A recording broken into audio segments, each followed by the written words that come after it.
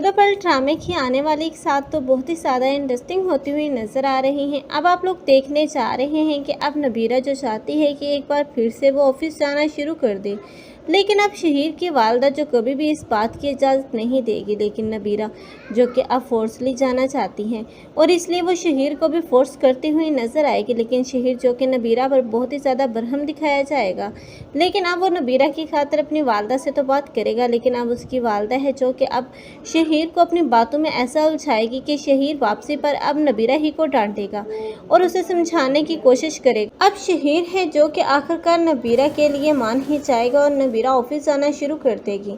लेकिन अब नबीरा और शहीर के दरमियान तो यहीं से इख्तलाफात पड़ेंगे, क्योंकि अब नबीरा का शहीर से आगे बढ़ जाना शहीर को कभी भी मंजूर नहीं होगा और ऊपर से अब फाकरा का बात बात पर अब शहीर के कान भरना।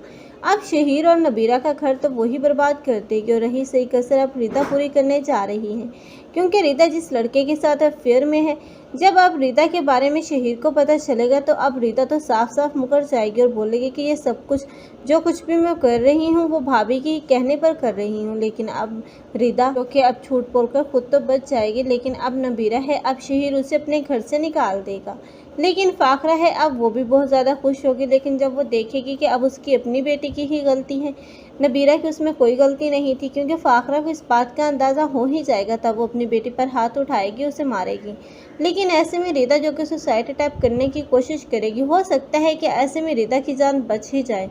लेकिन दूसरी तरफ अब वफा और उसकी वालदा हैं जो कि बहुत ही ज़्यादा लालची हैं, क्योंकि अब वो उस घर में थोड़े ही अरसे के लिए आई थी, लेकिन अब वो उस घर में अपना पक्का ठिकाना करना चाहती हैं। इसलिए तो उसकी माँ है जो कि अब अपनी ही बेटी को उकसा रही है कि वो बासत की ज़िंदगी में अपने लिए जगह बना ले।